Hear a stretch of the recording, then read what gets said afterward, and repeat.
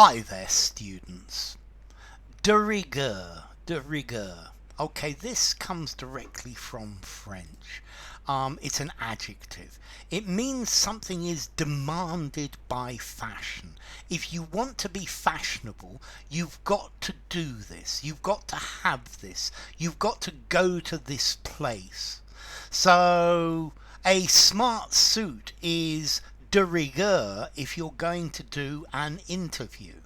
It's of absolute importance. If you don't do it, you're not going to be accepted. It's the fashion. This comes from French. It literally means out of strictness, according to strict etiquette. And this is something that cannot be broken. It's a rule that cannot be broken. De rigueur, something that you've got to do, strictly required by etiquette, strictly required by fashion. If you don't do this, if you don't have this, if you don't wear it, then you are not fashionable. You are unfashionable. So it seems that today, among some groups, tattoos are de rigueur. They're something that you have to have if you're going to be cool. De rigueur. This is saying that a possession or a habit is something that is fashionable and is absolutely necessary unless you don't mind being considered unfashionable. So driving this type of car is de rigueur at the moment.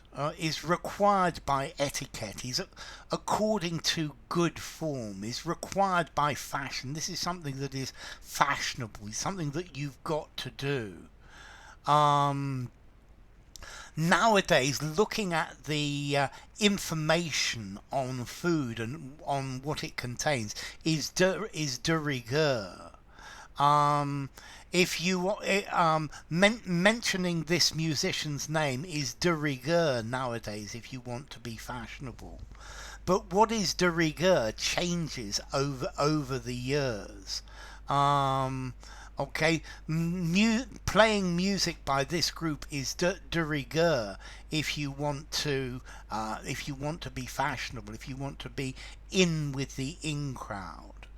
Okay, so this season, high heels are de rigueur.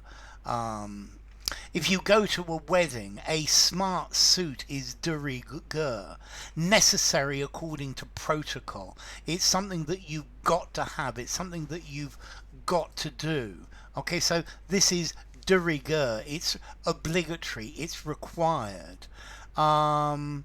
Okay, in some places, t-shirts now seem to be de rigueur. If you go to the Ritz Hotel to have tea, then a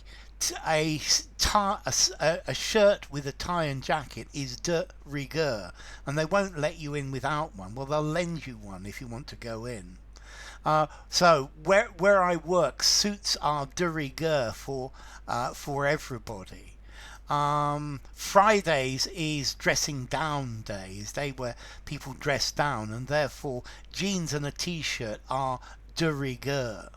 Okay, it's saying that something is demanded by custom, is demanded by fashion. It's a habit, and anybody who wants to avoid being considered unfashionable is going to have to do it.